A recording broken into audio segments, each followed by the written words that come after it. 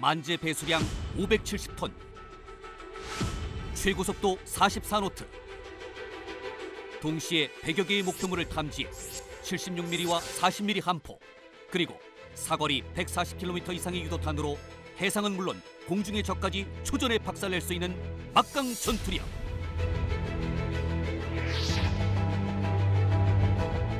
이 함정이 바로 대한민국 해군 연안 작전의 중심 전력인 윤영하급 유도탄 고속정이다. 북한의 지속적인 NLL 침투와 유사시 전 해역에서 벌어질지 모르는 동시다발 해상 공격에 대비해온 우리 해군의 고속정들. 특히 105척이나 건조된 참수리급 고속정은 두 차례의 연평해전과 대청해전에서 눈부신 전적을 올리며 조국의 바다를 지켜냈다.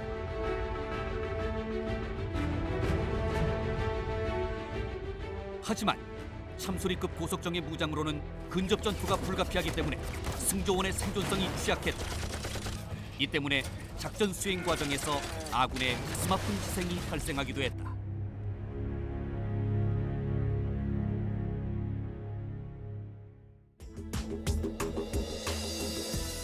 이에 우리 해군은 유사시 긴급 출동이 가능한 40노트 이상의 고속을 유지하며 기존의 고속정에 비해 생존력과 공격력이 월등한 차세대 고속함 개발에 착수했다.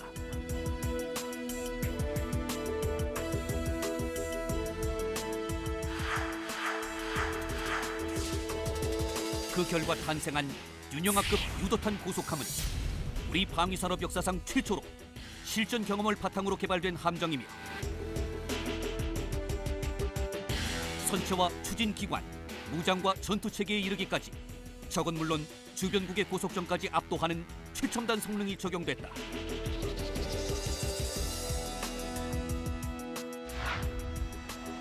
최첨단 함정으로 부활한 서해의 영웅.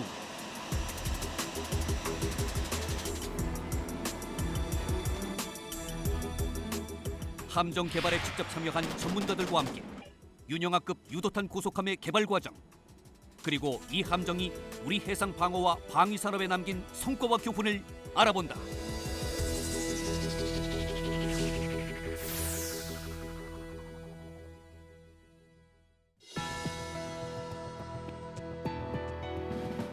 여러분 안녕하십니까? 첨단 국가의 초석 방위 산업의 라미경입니다.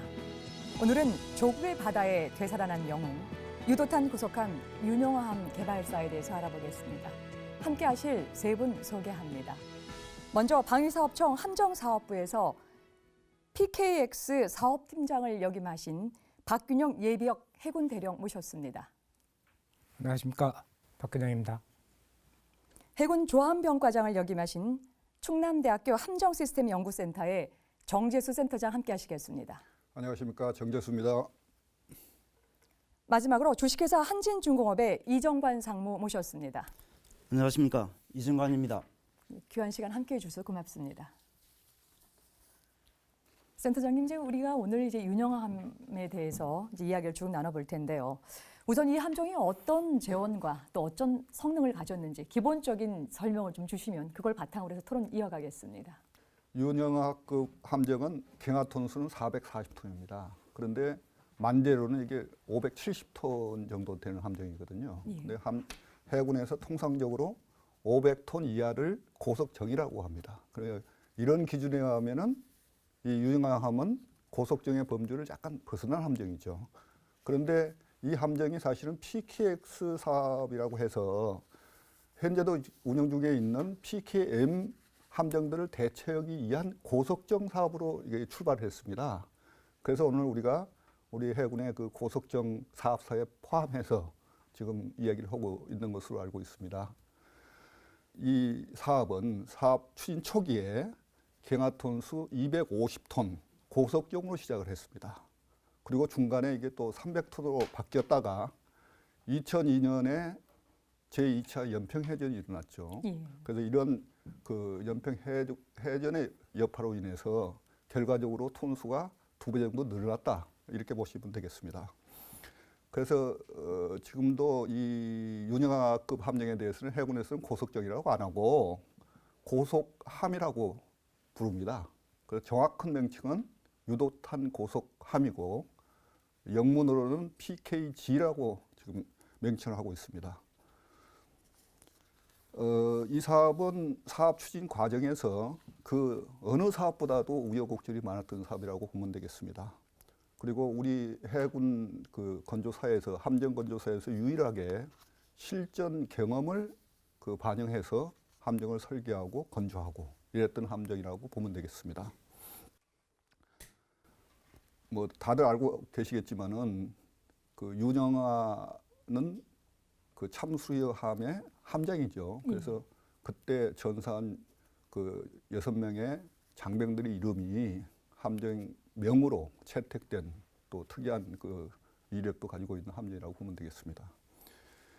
이 윤영하급 함정은 현재 18척이 건조가 돼서 대북 전력으로서 지금 아주 성공적으로 운영이 되고 있고 최대 속력은 ROC는 40나트인데 실제적으로는 43나트까지 납니다. 그리고 76mm와 40mm 함포를 탑재했을 뿐만 아니고 유도탄도 4기나 탑재한 그 막강한 화력을 가진 함정이라고 보면 되겠습니다. 특히 이 국내에서 개발된 전투 체계를 탑재하고 또 3D 레이더도 탑재를 했습니다. 그래서 그 전투 효율이 아주 그 획기적으로 그 개선된 그런 함정이라고 보면 되겠습니다. 말씀 잘 들었습니다. PKG 유도탄 고속함, 그 일본으로 건조된 것이 윤영하함이죠. 박균정 대령님, 이제 해군본부에서 이제 전략기획처장으로 계시면서요. 그러니까 윤영하급 고속함의 기획 단계부터 참여하신 걸로 알고 있습니다. 우리 해군이 유도탄 이 고속함 건조를 결정하게 된 배경이 어디서 찾아볼 수 있을까요? 네, 그 잘 아시다시피 구형 그 고속정은 1980년대부터 주로 연안에 배치해서 대관 작전을 수행하거나 접촉 해역에서 유사시 긴급 대응 전력으로 운영되고 왔습니다. 예. 그러나 이제 장기간 운영함으로써 노후화가 심화돼서 함 안전에 대단히 그 우려스러운 그런 상황이 있었고요. 또 무장 능력이 약하기 때문에 북한 해군과 조우 시에는 근접 전투를 할 수밖에 없기 때문에 생존성이 굉장히 취약했습니다. 이러한 취약점을 보완하기 위해서 생존성을 보장하고 북한 함정을 원거리에서 강력하게 제압할 수 있는 그런 고속정의 필요성이 대두됐습니다. 그리고 대형함과 그렇게 협동작전을 수행할 수 있는 그런 고속함이 필요하게 되었습니다. 이러한 작전적 환경을 동시에 고려해서 단독작전 능력도 가지고 있고 한 생존성 및 무장 능력을 강화할 수 있도록 이렇게 하였습니다. 특히 전투체계 등을 탑재해서 첨단화시킴으로써 해군이 전력 증강에 따른 그 병력 소요를 충족시키고 또 이러한 병력 소요를 충족에 따라서 우리가 인력 감소의 효과를 가질 수 있도록 그렇게 하였습니다. 네, 말씀 잘 들었습니다. 이제 그렇다고 한다면 이 윤영함 이전의 고속정과는 굉장히 좀 다른 양상으로 이게 전개가 되는데요. 그럼 구체적으로 이 윤영함의 무기 체계는 어떤 첨단 기능이 장착이 됐습니까? 그 가장 그 핵심적이라고 하면 전투 체계를 탑재하고 있다는 겁니다. 기존 참수리호는 탐지 레이더에서 표적을 잡으면 이게 무장과 연동시켜서 사격 문제를 해결하는 사격 통제 장치를 가지고 있었습니다. 네. 그러나 이제 이게 표적 식별이라든지 어떤 것을 먼저 공격을 할 것이냐는 우선순위를 결정하는 거라든지 이런 모든 것들은 다 함장이 판단을 해야 되는 그런 상황입니다. 그러나 윤영함에 탑재한 전투 체계는 우리 국가인에서 자체 개발을 했는데요.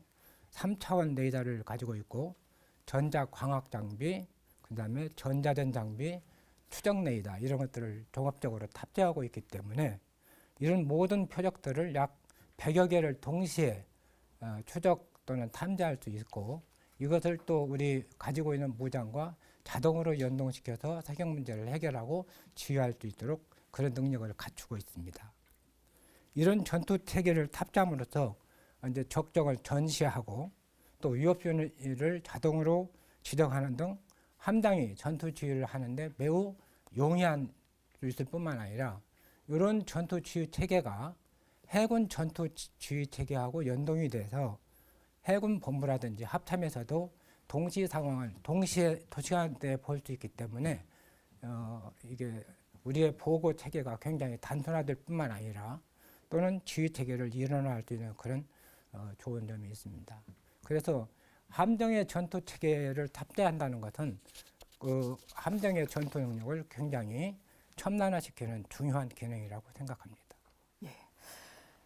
기본적으로 전투 이제 지휘 체계뿐만 아니라 전투 능력을 향상시켰다라고 하는 것이 굉장히 큰 차이인데요. 자, 그렇다고 한다면 해상 임무 측면에서요. 기존의 참수리호와 가장 뚜렷하게 구분할 수 있는 어떤 작전의 능력 혹은 이 전력 운용 변화는 어떤 것들을 들 수 있을까요? 예, 기존의 참수리호는 거주 공간도 좁고 일단은 취사 능력이 없습니다. 그래서 단독 작전 능력이 없어서 주로 기지에 대기하고 있다가 유사시에 이제 출동을 해서 임무를 하는 기지 중심 작전을 수행을 하였습니다.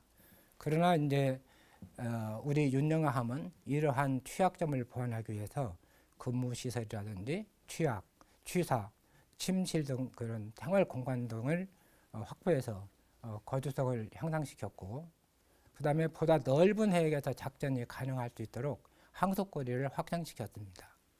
그다음에 또 이런 넓은 해역에서 활동하다 보면 날씨가 나빠서 거친 파도에도 이겨내야 되기 때문에 함 안정기라고 하는 것을 부착을 해서 함 안전성을 도모했고요.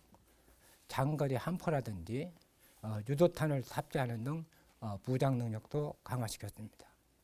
그래서 이와 같이 독립적인 단독 작전 수행 능력을 갖춤으로써 지금은 이제 우선적으로 접촉 해역에서 북한 유사시에 적응 전력으로 운영을 하고 있고요.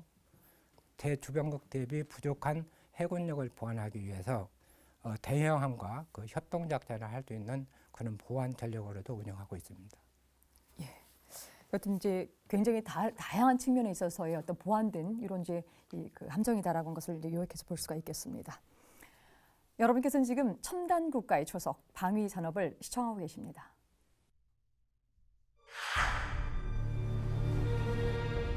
오전 10시 25분 북한 경비정의 첫 기습 사격.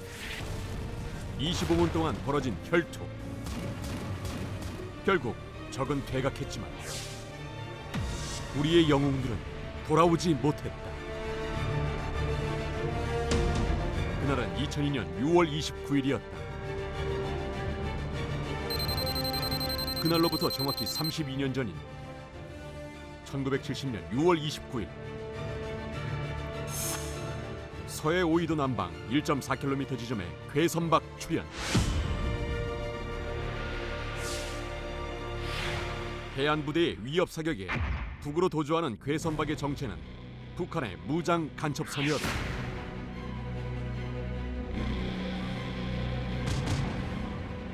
맹렬한 기세로 간첩선을 추격하는 32 해상경비사 소속 경비정 PB3. 2시간의 작전 끝에 간첩선을 납포한 주역은 해군 경비정 정장 윤두호 대위였다.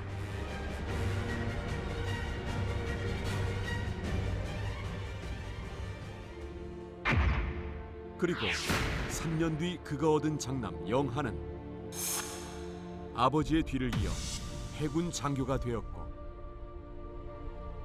아버지가 지켰던 바로 그 바다에서 고속정 정장으로 근무한다. 경기장에 갈 수는 없지만 온 국민과 함께 우리 대표팀의 16강 진출을 마음으로 응원하겠습니다.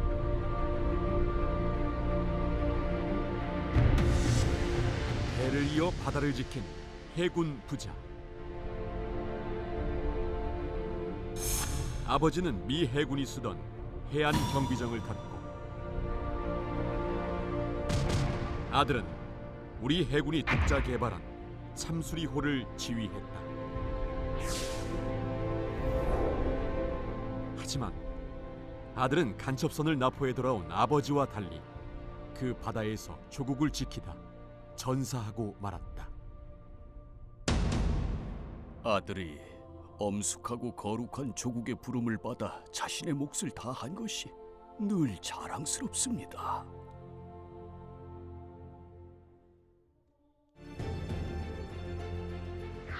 2007년 여름 해군에 인도된 차기 유도탄 고속함. 대한민국 연안 방어에 핵심 전력으로 배치된 이 최첨단 고속함의 이름은 윤영아함이다. 아버지의 길을 따라 바다로 나갔던 아들이 그 바다를 지키는 첨단 고속함의 이름으로 돌아온 것이다. 네, VCR 영상 잘 봤습니다. 자, 그런데요, 이 윤영함은 설계 단계에서요, 상당히 큰 폭의 변화가 있었다고 이제 들었습니다. 정재 센터장님께 여쭤보겠는데요. 이 ROC 결정 과정에서 이 엄청난 큰 변수가 발생했다고 하는데요. 구체적으로 어떤 변수에서 어떤 변화가 생겼는지 설명 부탁드리겠습니다. 먼저 이해를 돕기 위해서 함정 획득 절차를 먼저 말씀을 드리겠습니다. 함정은 정부 주관으로 개념 설계를 수행을 합니다. 예. 그리고 그 개념 설계 결과를 토대로 ROC를 결정한 후에 그 ROC를 반영해서 조선소와 기본 설계 그리고 상세 설계 및 함 건조 계약을 체결하게 됩니다. 그런데 윤영하급 함정은 PKX 사업으로 시작을 했다고 그랬잖아요. 예. 그래서 최초에 해군에서 250톤 35나트로 개념 설계를 완료했습니다. 그리고 여기에 맞춰서 사업을 추진하려고 하고 있는데 뭐 다 아시다시피 불행하게도 2002년에 제2차 연평해전이 터졌습니다. 그래서 참수요가 침몰이 됐죠. 이런 이제 그 국가적으로 아주 그 불행한 사태가 일어나니까 그 당시에 사업을 추진하려고 했던 PKX 사업이 당연히 뭐 재검토를 해야 된다는 그런 도마 위에 오르게 된 거죠. 당연한 결과라고 볼 수 있습니다. 그래서 해군에서는 물론이고 국방부, 합참, 심지어는 국회 국방위까지 많은 토의가 있었습니다.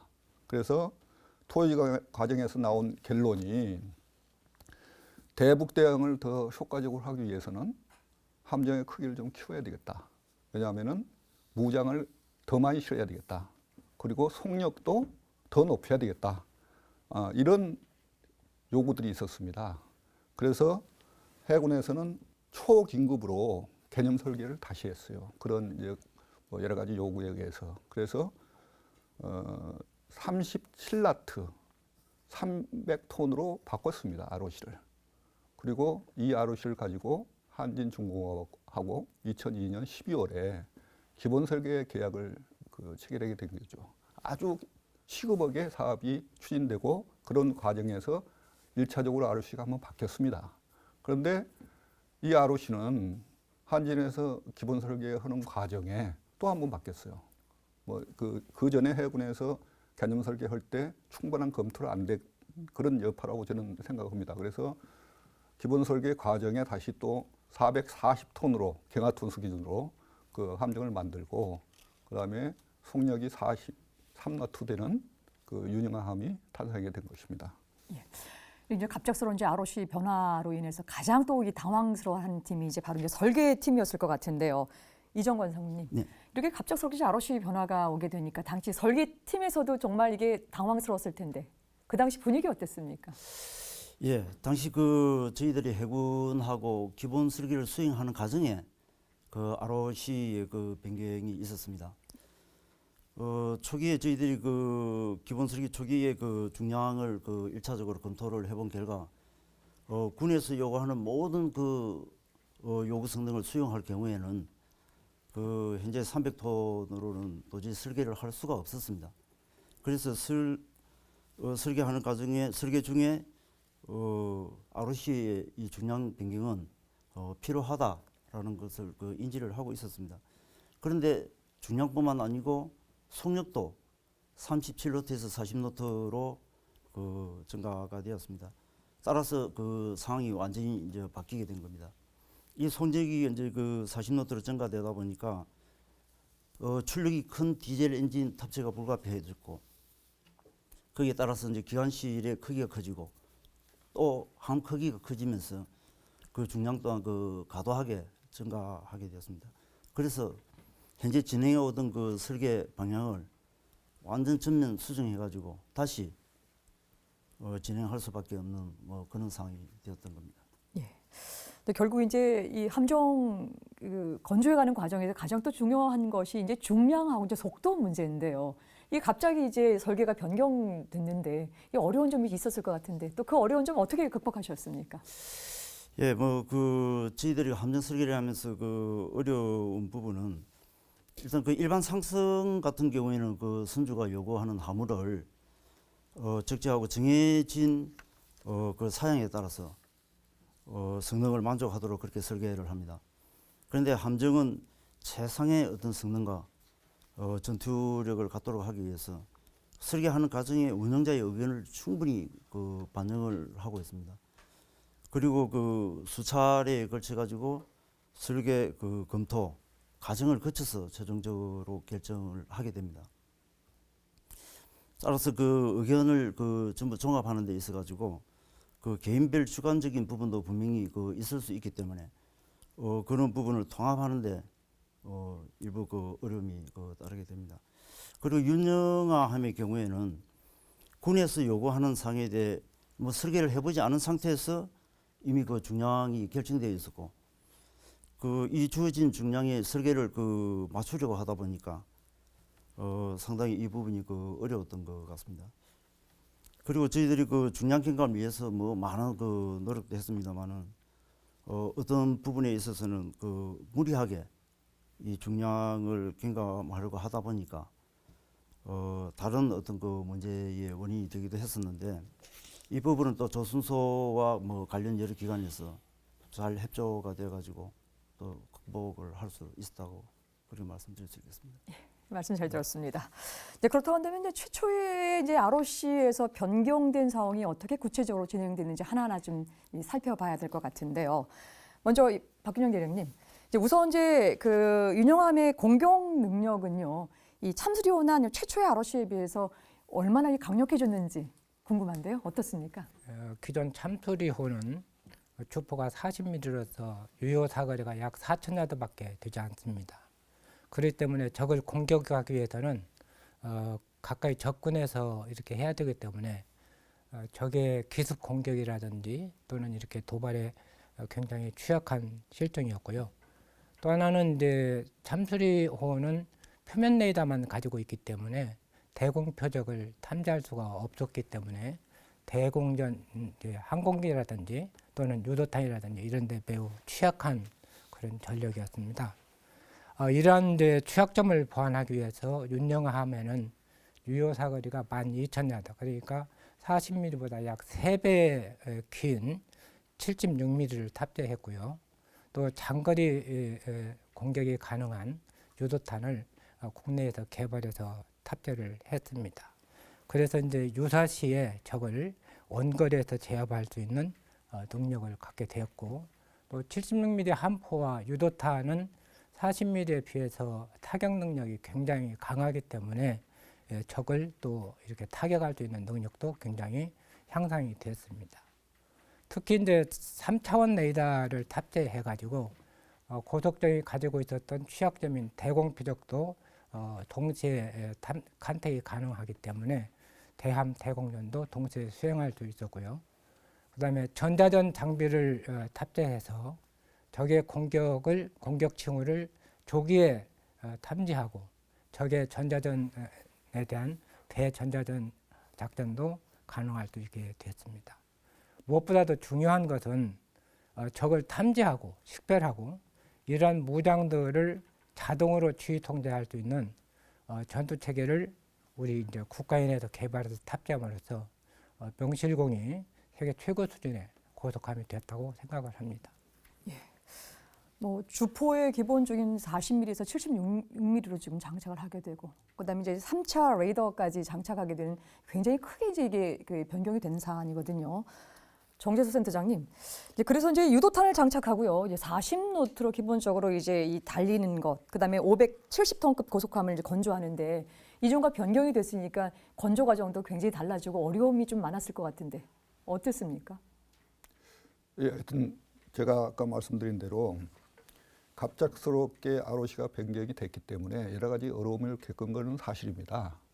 그러나 윤영함이 설계되었던 2000년대 초나 현재의 그 기술 수준으로 봤을 때 500톤급 함정을 40나트 내는 것은 조선공학적으로는 그렇게 어려운 일이 아닙니다. 그런데 충분한 검토 없이 ROC가 갑자기 변경이 됐어요. 그러니까 톤수와 스피드가 결정됐습니다. 톤수와 스피드를 이런 소형 함정은 미리 결정을 해놓고 설계를 하라고 그러면 굉장히 어려움이 따릅니다.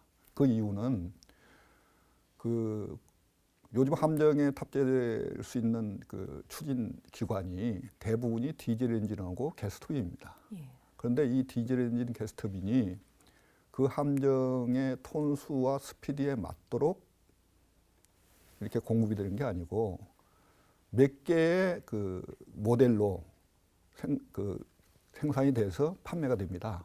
요게 맞춰서 되는 게 아니고 있는 모델을 선택해야 되는 겁니다. 그래서 만일 예를 들어서 500톤에 40나트를 내는 엔진이 굉장히 어렵다.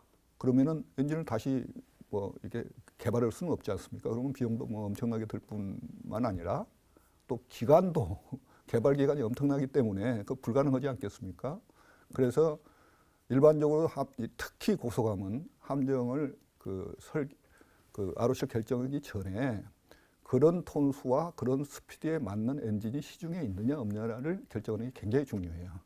그런데 이 유정화급 함정의 경우는 갑작스럽게 ROC도 결정되고 뭐 여러 가지 이유 때문에 그러다 보니까 사전에 충분한 검토 없이 40나트 400톤을 만들어라 이렇게 된 겁니다. 그래서 조선소가 엔진을 선택하는데 굉장히 어려움이 있었어요. 제가 알기로는. 그래서 결과적으로는 뭐 이 함정이 적은데도 불구하고 게스터빈 2대와 디젤 엔진 2대를 탑재하는 굉장히 복잡한 그 추진 체계를 선택할 수밖에 없었고, 특히 그 40노트 이상을 내기 위해서 디젤 엔진을 필요보다도 훨씬 큰 걸 선택할 수밖에 없었습니다. 그래서 이런 문제점들이 ROC를 갑자기 그 사전 검토 충분히 없이 그 결정한 그 이유라고 생각이 됩니다. 그래서 일반적인 분들은 뭐 톤수와 스피드를 결정해 놓으면은 그냥 설계하면 될 거 아니냐. 물론 설계는 가능한데 그런 엔진을 찾는 게 굉장히 어렵다. 그래서 그 일반적인 함정의 스피드가 외국에서 보면은 우리 같이 뭐 40톤, 40나트, 35나트 이렇게 돼 있는 게 아니고 굉장히 유연성 있게 돼 있습니다. 37나트, 뭐 36나트 뭐 이렇게 돼 있는 ROC들이 많아요. 그거는 엔진 선택의 문제 때문에 그런 거거든요. 그래서 윤영화함 그 설계 때 이런 어려움이 좀 있었지만은 그 40나트를 내는 그런 기술의 문제는 뭐 그렇게 많지 않다. 그렇게 좀 말씀드리고 싶고, 현재는 미국 같은 데서는 지금 100나트 함정을 지금 착수를 했고, 우리나라도 그 금년부터 민군 개명기술 과제로 60나트 초고속선 개발에 착수를 했습니다. 물론 저도 그 연구의 일부를 지금 참여하고 있는데, 그렇기 때문에 40나트 함정을 만드는 건 그렇게 어렵지 않다. 이렇게 보시면 되겠습니다. 근데 지금 말씀 듣다 보니까요, 우리 시청자들이 지금 딱 궁금해할 될 사항이요. 함정 톤수나 속도에 맞는 엔진도 구하지도 못하고, 또 이 변경된 부분이 상당히 복잡한 이런 추진 체계를 갖춰야 된다고 얘기를 하는데, 실제 이 그 추진하는 과정 내에 있어서의 문제점은 발생하지 않았나요? 어땠습니까? 물론 문제점이 발생했죠. 그러니까 윤영함 시운전 과정 중에서 발생한 가장 그 큰 문제점 중 하나가 추진 체계에 과다한 진동이 발생했습니다. 그 원인은 배 크기에 비해서 상대적으로 너무 큰 디젤 엔진을 선택할 수밖에 없었기 때문입니다. 왜냐하면 배는 적은데 디젤 엔진이 크니까 진동이 심한 거죠. 그런데 그 디젤 엔진은 얼마나 큰 걸 그 선택을 했느냐. 윤영함은 디젤 엔진으로 순항 속력을 내게 돼 있습니다. 그 순항 속력이 18나트인데 예. 실제로 디젤 엔진으로 30나트 이상이 납니다.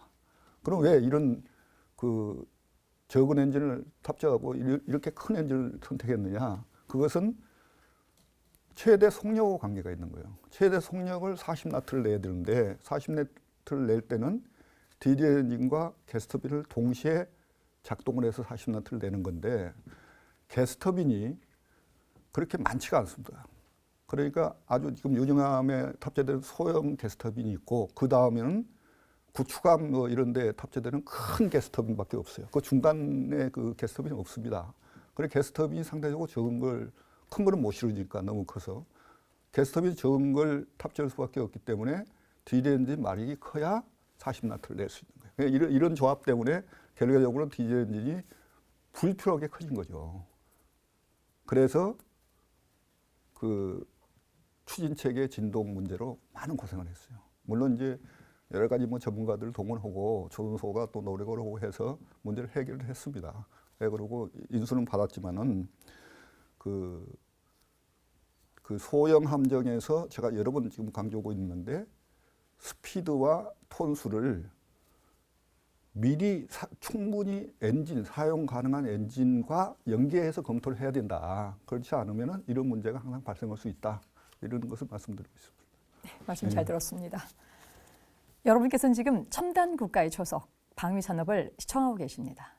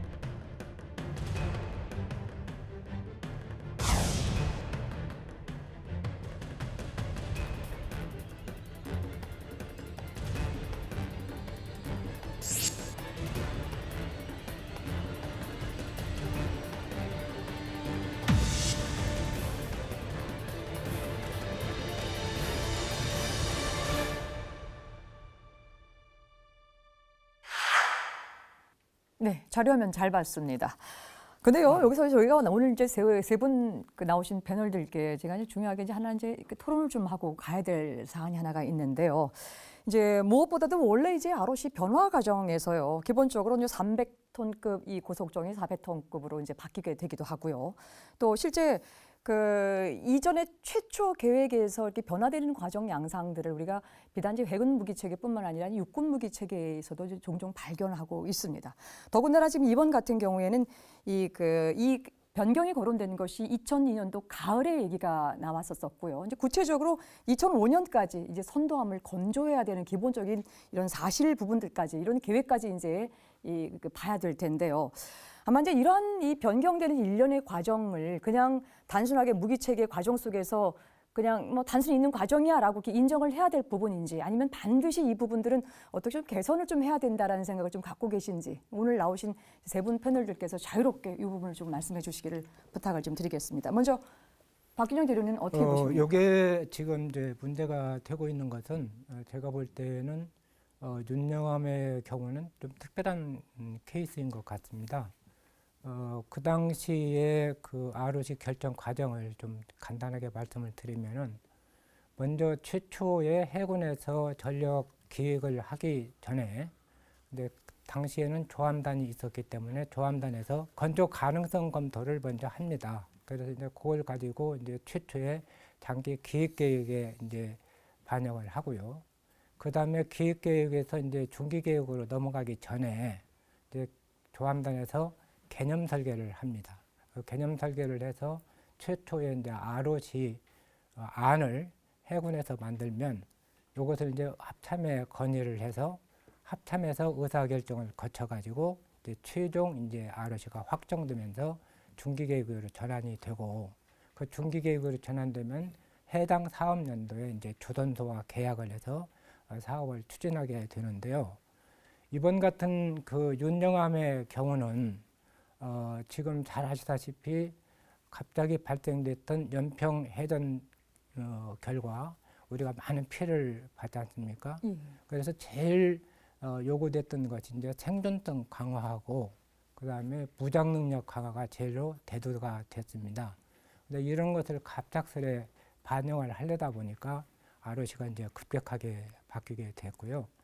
그런 점에 대해서 아마 이런 ROC에 급격하게 변화된 과정을 이해하시면 될 것 같습니다.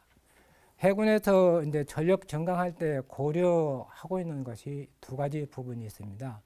첫째는 작전 운영 능력을 이제 충족을 해야 될 거고요. 두 번째는 우리는 아직 그 함정을 운영할 때 유류비를 어떻게 절감시킬 것인가 하는 경제적 함 운영을 또 고려를 하지 않을 수가 없습니다. 이게 두 가지 사항을 고려하게 되는데요. 첫 번째 작전 운영 능력은 지금 잘 아시다시피 서해 같은 경우는 작전 환경이 굉장히 열악하지 않습니까? 그래서 밑에 있다가 어떤 유사시 발생을 하면 NLL 근해까지 신속하게 접근을 해야 되기 때문에 해군에서는 최소한 한 40나트 이상은 필요하다고 이제 판단을 한 겁니다. 그런데 이제 이런 40나트 이상의 속력을 내려면은 사실은 가스터빈만 탑재를 해서 운용을 하면 톤수의 큰 증가 없이 40나트를 낼 수가 있습니다.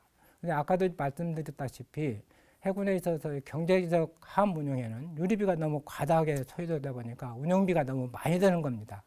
평상시 경비할 때도 가스터빈을 운용해야 되는 문제가 있었기 때문에 평상시 경비할 때는 디젤 엔진을 운영을 하면은 유류비가 훨씬 적게 들지 않습니까? 그래서 이제 결국 가스터빈하고 그다음에 디젤 엔진을 병합해서 운영할 수 있는 추진 체계를 검토할 수밖에 없었습니다. 그러다 보니까 아까 이제 우리 정 센터장이 얘기한 것처럼 디젤 엔진이 커져야 되고 또 가스터빈도 탑재를 해야 되고 이것을 연동시켜주는 감속 기어도 탑재를 해야 되고 이런 문제점들이 있었기 때문에 자연스레 톤수의 증가 요인이 생기게 된 겁니다. 그러면 톤수의 증가는 결국 이제 ROC의 변경을 이제 유발하게 되는데요. 아까도 말씀드렸다시피 ROC의 변경은 합참의 의결기관에서 의사 결정을 해야 됩니다. 그런데 이제 당시만 해도 합참에 이제 의결을 거치려면 이제 합참 의장의 일정이라든지 또는 합참이 여러 가지 일정을 보면은 이 한 건에만 가지고 또 의사 결정을 하기가 애매하지 않습니까? 그래서 이것이 이제 시기적으로 많이 지연되고 또 일정이 많이 소요되었습니다. 이와 같이 의사 결정이 지연되는 것은 결국은 어디에 영향을 미치냐면 함 건조 기간에 영향을 미치고 조선소는 조선소대로 굉장히 애로사항이 많아졌던 것 같습니다. 그래서 제가 여기에서 말씀드리고 싶은 것은 이와 같은 경우는 거의 특별한 경우이지 않습니까?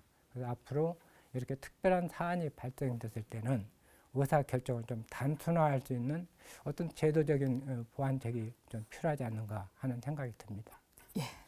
지금 이제 그 윤영하급 여기 ROC 변경 문제에 대해서는 굉장히 특별한 일이다. 2차 연평해전 때문에 우리가 이제 생존성과 이 무장 능력이라고 하는 부분들을 빨리 보강을 했어야 됐기 때문에 이 부분만큼 새롭게 봐줘야 되는데 그럼에도 불구하고 이렇게 이레귤러가 발생했었을 때 새롭게 할 수 있는 의사 결정 과정에 새로운 매뉴얼이 좀 필요하다라는 말씀으로 요약을 좀 해보겠습니다.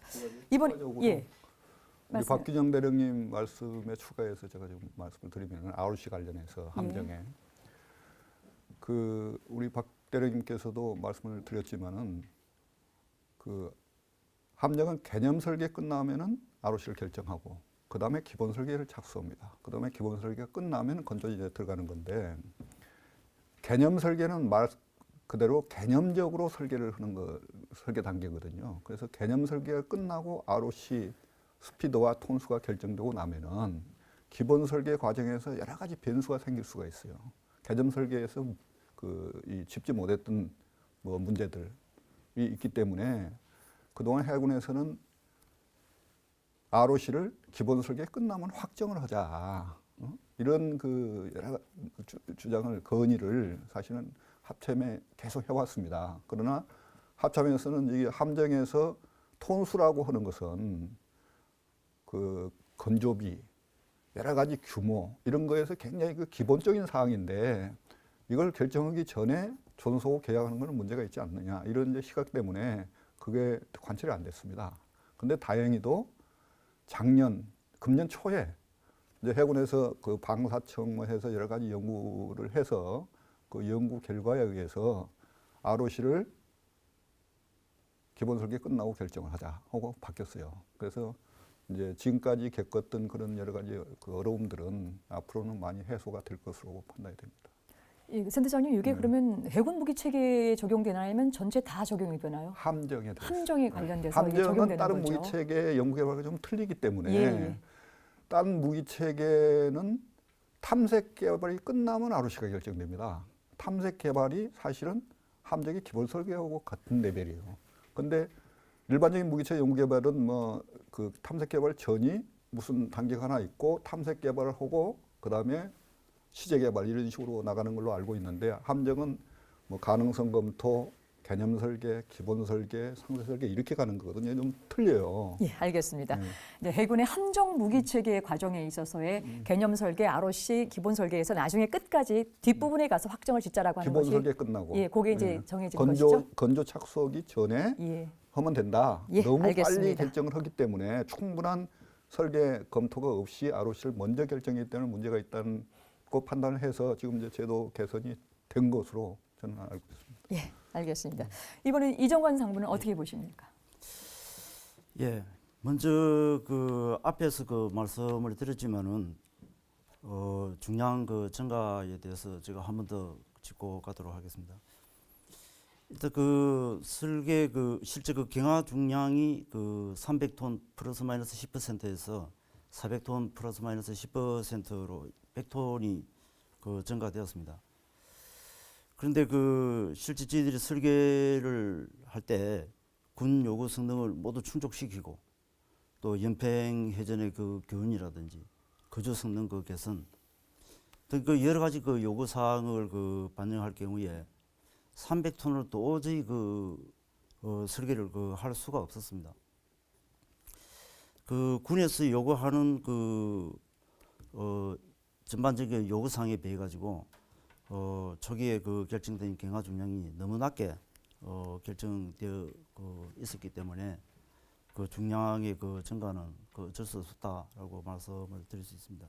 일단 경하 그 중량 부분은 뭐 윤영하함뿐만 아니고 저희들이 그 설계하고 있는 모든 그 함정에 대해서 똑같은 그런 문제가 발생이 되고 있습니다. 그 이제 부분에 대해서 우리 그 해군의 경우에 그 임무에 맞는 다양한 이런 그 종류의 함정을 그 개발해서 그 획득하는 게 쉽지를 않습니다. 뭐 그러다 보니까 하나의 그 함정을 그 개발할 때 그 복합적인 그런 임무를 수행하도록 그 하는 그 경우가 많습니다. 그런데 그 개념 설계에서 이제 중량이 결정되게 되는데 이 개념 설계라는 거는 유사 함정의 그 중량을 통해서 이렇게 추정을 하게 됩니다. 그러다 보니까 실제 그 요구하는 그 추가적인 그런 부분들에 대해 가지고 이 설계를 해보지 않으면은 아주 작은 부분에서 이 추정을 하다 보니까 중량이 커질 수밖에 없는 겁니다. 그래서 그 이 부분은 뭐 정재수 센터장께서 합참에서 어떤 그 제도의 그 변경이 있을 거라고 말씀하셨는데 뭐 저 또한 이 부분에 대해서는 그 ROC에서 중량 그 제한이 없어야 되고 또 그 중량 그 제한을 하게 된다면은 이 중량 여유 폭을 좀 크게 해서 뭐 그렇게 그 정책적인 그 저 변화가 그 있도록 해야 될 것으로 꼭 보이고 따라서 그 지속적으로 계속 중량 때문에 발생하는 그런 이런 논란이 일어나지 않도록 하는 것이 필요하지 않나 그렇게 생각을 하고 있습니다. 역시 이제 마찬가지 이제 의견을 이제 주셨는데요. ROC 과정에서 이제 중량에 관련된 부분을 제한을 없애든가 아니면 제한의 폭을 중량을 이 여지를 좀 두든가라고 하는 부분으로 이 제도적인 변경이 좀 필요하다라는 말씀으로 요약을 좀 하겠습니다. 이번에 정재수 센터장님 혹시 더 추가적으로 말씀하실 부분 있나요? 그 함정의 ROC에 들어있는 그 경하 중량 제한 이게 굉장히 오래된 스토리인데요. 제가 그 아주 예를 들어서 대표적인 경우를 한번 소개해드리면은 독도함 있잖아요. 독도함. 예. 그 헬기를 싣고 다니는 독도함을 처음에 그 시작할 때 해군에서 저도 그때 그 개념 설계에 참여했던 사람 중에 하나인데 기본 요구 조건이 대대급 상륙 작전을 지어놓을 수 있는 함정을 짓는 거였어요. 그래서 우리가 개념 설계를 했더니 적어도 15,000톤은 돼야 대대급 상륙 작전을 할 수 있는 인원과 장비를 탑재할 수 있다. 이렇게 개념 설계를 했습니다. 그런데 그래서 합참에 그 건의를 했더니 합참이 그때 가지고 있던 그 마지노선은 왜냐하면 그 톤수는 예산하고 직결이 되기 때문에 독도함은 10,000톤 이상을 넘어서는 안 된다. 이런 그 지침을 갖고 있었어요. 그래서 해군하고 그 합참하고 계속 그때는 방사청이 없었으니까 계속 이제 해변하는 과정에서 이건 15,000톤 아니면 안 되겠습니다. 10,000톤 넘지 못한다. 이런 이제 그 토의 과정이 있었고 결과적으로는 이제 해군이 쳐서 해군은 합참이 승인 안 하면 사업을 보낼 수 없으니까 대대급 상륙 작전을 지원할 수 있는 10,000톤급 독도함을 짓겠습니다 하고 사업을 보냈습니다. 그런데 기본 설계 과정에서 결과적으로 안 됐죠. 그 당연히 안 되는 거죠. 그래가지고 그게 기본 설계 과정에서 15,000톤으로 바뀌었어요. 그래서 이 여러 가지 스토리가 많은데 사실은 이제 그 일을 하는 뭐 조선소나 이런 데서는 제한이 없으면 제일 좋겠죠. 예. 그런데 합참이나 이런 전체적인 이제 뭐 예산이나 뭐 전력을 컨트롤 타워에서는 톤수가 또 어떤 같은 그 큰 이 기준이 되는 거거든요. 그래서 이 기준을 너무 또 이 완화하는 것도 문제가 있습니다. 그래서 제가 말씀드린 대로 금년에 ROC의 톤수를 넣되 ROC 확정을 설계가 충분히 된 기본 설계 이후에 결정을 하자 하고 결정한 것 같습니다. 그건 굉장히 합리적이라고도 판단이 됩니다. 이제 과거에는 솔직히 이제 해군에 있는 조함단에서 개념 설계를 실시를 했습니다. 그러다 보니까 해군 전략 기획에서 요구하는 전략 증강에 대한 어떻게 보면 거기에 맞춰서 개념 설계를 했던 부분도 있고 그러다 보니까 사실은 개념 설계가 그렇게 충실하게 진행됐다고 생각이 안 됩니다. 그런 가운데 이제 그런 식으로 해서 ROC를 확정해서 전력 증강 계획을 태워놓고 사업화 가면서 기본 계획을 하다 보니까 여러 가지 문제점이 있어서 또 톤수를 올려야 된다라고 하는 그런 문제를 제기한 게 비일비재했습니다. 그러니까 합참에서 생각할 때는 해군이 개념 설계할 때는 적은 톤수로 이렇게 반영을 해놓고 실제 전력 증강할 때는 톤수를 높인다 하는 이제 그런 오해 아닌 오해를 또 합참에서는 갖게 되었습니다. 그래서 사실 여기서 중요한 것은 개념 설계를 정말로 잘해야 된다라는 생각이 듭니다. 그래서 지금은 이제 해군의 조함단 기능이 많이 축소돼서 개념 설계를 실시할 수도 없겠지만 개념 설계를 기본 설계를 하는 조선소에 이게 맡겨서 최초의 개념 전체적으로 개념을 기본 설계에 부합될 수 있도록 개념을 딱 잡고 가면 ROC에 대한 변동이라든지 이런 것들이 좀 적지 않겠나 하는 그런 생각이 들어서 아마 개념 설계에도 용역이라든지 또는 조선소라든지 또 그런 개념 설계를 실시한 조선소에서 기본 설계를 할 수 있도록 이런 어떤 제도적 보완을 한다면 문제가 좀 해결되지 않겠나 하는 그런 생각을 가져봅니다. 이제 전반 예. 그 부분에 대해서 그 지금 좀 제가 말씀을 드릴 부분은 그 지금 그 함정도 연구개발 체계로 갑니다. 그래서 그 과거에 조함단에서 그 개념 설계를 했던 그 부분을 지금 선행 연구로 해서 조선소라든지 다른 어떤 기관에서 그 용역을 통해서 수행을 할 수 있도록 지금 그렇게 하고 있습니다. 그렇게 제도가 바뀐 걸로 알고 있습니다. 예. 이제 세 분의 의견 이제 종합해 보면요. 결국 이제 이 ROC 혹은 뭐 기초 설계에 있어서의 어떤 변화 과정에 있어서 해군 무기 체계, 특히 이제 함정이 갖고 있는 그 특징이라고 하는 것이 이제 독특하게 나타나기 때문에 그 부분에 있어서의 원칙대로 가되 거기에 어떤 여지를 좀 두자라고 하는 부분들 의견을 좀 모아볼 수 있을 테고요. 전체를 관할하는 합참의 기본적인 의견, 또 이제 해군에 있어서 실질적으로 이제 함정을 운영하는 측면에서 해군의 어떤 입장, 그다음에 이것을 만들어가는 조선사 입장이 조금 다르기는 합니다만은 각각의 입장들을 어떻게 잘 조화스럽게 또 가장 우리 그 해군 안보 차원에 있어서의 가장 그 힘이 될 수 있는 원동력을 좀 찾을 수 있게끔 또 이렇게 지혜를 모아야 되지 않겠나 하는 생각을 갖겠습니다. 오늘 세 분 말씀 정말 감사합니다. 감사합니다. 첨단 국가의 초석 방위산업 오늘 준비한 것은 여기까지입니다. 다음 이 시간에는 윤영함의 건조에 대해서 계속적으로 이어가겠습니다. 끝까지 함께해 주셔서 고맙습니다. 안녕히 계십시오.